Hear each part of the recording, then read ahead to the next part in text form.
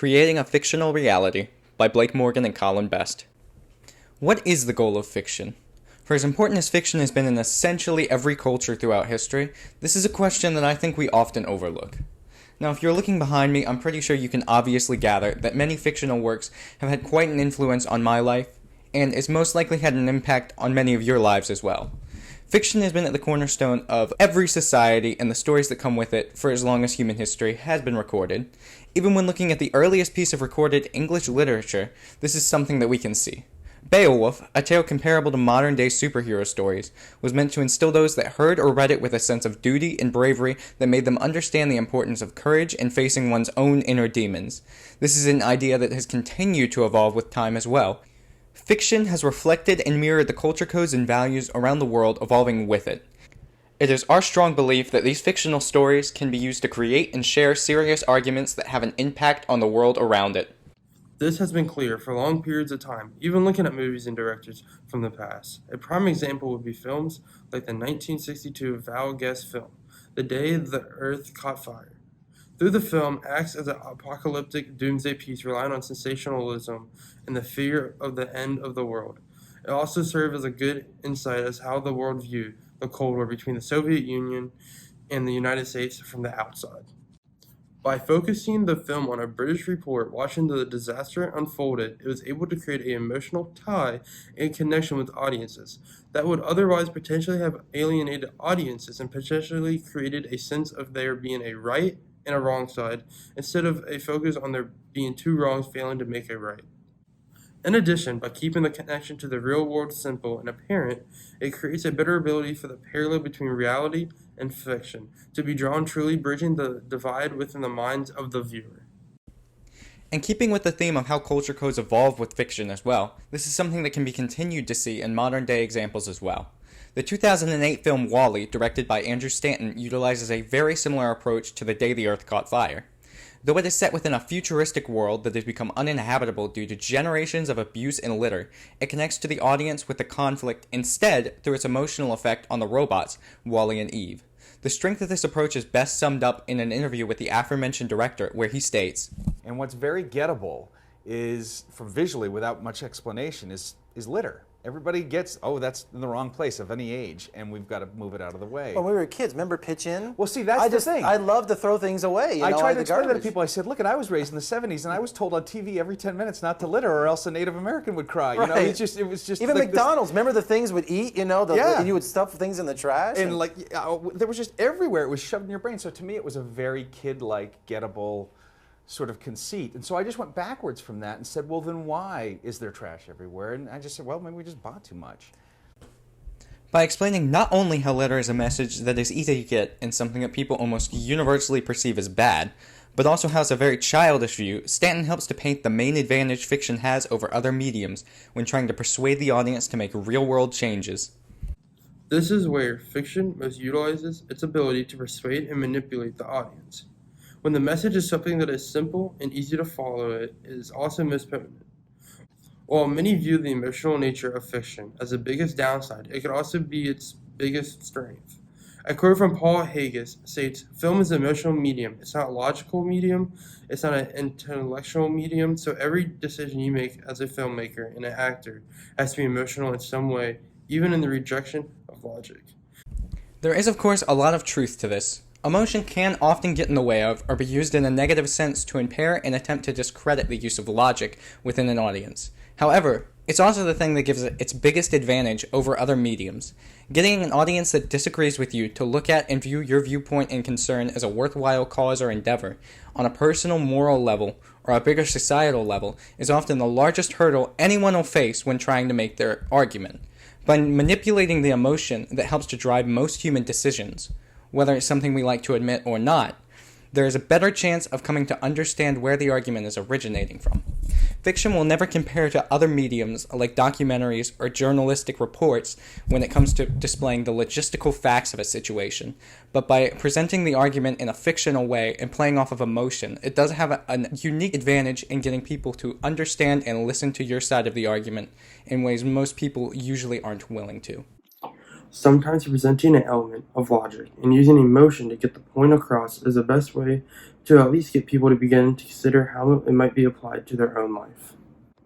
That being said, Haggis also makes a very point in the sense that logic will always be a harder argument to tear apart and will have more substantial standing when it comes to initial credibility. That being said, Haggis does also say that it had to be emotional in some way, not that it had to be solely based on emotions. Sometimes presenting an element of logic and using emotion to get the point across is the best way to at least get people to begin to consideration how it might be applied to their own life. This, of course, isn't entirely wrong, as even our argument is based on emotion. We stated right at the start of the video that fiction has played a major role in some of our beliefs. The main goal of this video, and most of our sources, is to get you to take into consideration your own beliefs and the ways in which they might have been affected by fiction. Overall, Paul Haggis was a bit unfair in how he presented the fictional medium. That being said, he did present plenty of valid arguments when it comes to the weak point of fiction. It is just important to clarify the points in which fiction most excels as well. This is something that can be backed up by research as well. In an article from Shen-yi Liao titled Moral Persuasion and the Diversity of Fictions, he states, the terminology of import and export is introduced in Gendler 2000 to capture two important aspects of our interactions with fiction, what we put in and what we take away. This is later elaborated on to be what one brings into fiction from their own real-world examples, the imports. These imports are what allow us to suspend our disbelief and insert ourselves into the fictional environment the story is trying to tell us about. The more imports that can be connected with the audience, the more exports they can take out of it. These exports are, of course, the messages or causes the imports are trying to convince you of. Of course, Liao does not present this as an all-encompassing or foolproof strategy that will apply equally to all fictional stories. The article also explains that both the genre and message of the story that it's trying to convey can have a large impact on the audience's willingness to export real-world lessons and import their own ideas. In the article, Liao states directly, a fiction is responsible for what a normal audience would come to believe and come to imagine as a result of imaginatively engaging with fiction. Ultimately, if fiction is trying to properly convince a real-world audience to make changes to their belief, its goal should be to get the audience to bring as many imports into the story as possible. The goal of fiction is to make people use their real-world understanding of the people and situations around them and convince them to apply that same logic to a made-up situation that isn't at all true in its traditional sense. The difference can be illustrated through another fictional example, the 2015 Broadway play by Stephen Levenson, Dear Evan Hansen. The play follows the titular character Evan Hansen, who capitalizes on the death of a classmate he barely knew to feel included and special, covering up his own emotional and personal insecurities, all while not thinking about the potential repercussions, both for himself and for those who he lied to. While his extreme example by creating a larger-than-life example that people can look and see as something worse than anything they would ever do. Audiences can import on their own moral shortcomings and export a message about the importance of honesty and transparency, and that sometimes not saying something can lead to the further lies and heartbreak in the future. Even the musical numbers, such as Waving Through a Window, play into this message and into the creating emotional investment with the audience. We start with stars in our eyes. We start believing that we belong, but every sun doesn't rise, and no one tells you where you went wrong. As you can see from those lines, Evan Hansen's aforementioned insecurities and need to be seen and heard led to the dire situation he later put himself into, something that can once again be tied back into the aforementioned interview with Andrew Stanton, helping to create an argument that bolsters the story and that can be imported from the audience, not one that is meant to preach or immediately export ideas, is almost always more effective. By creating something that the audience can relate to, you better create a chance for them to import their ideas and, by extension, export your message into their own real life. It also helps to further accentuate the point that Andrew Stanton made in his interview about the beauty of a simple argument. By creating such a simple message, and a relatable one, like the importance of being seen and feeling special in your own life, Dear Evan Hansen is more easily to create a relatable emotional tie with the audience that creates imports that might otherwise be hard to establish, and exports that would almost seem absurd of a story in this magnitude and disastrous proportions otherwise. Another important aspect that can often be overlooked when looking at fiction and how it works to persuade its audience is the visual mediums that it can utilize, taking advantage of various stylistic presentation choices to further drill their main point into the audience.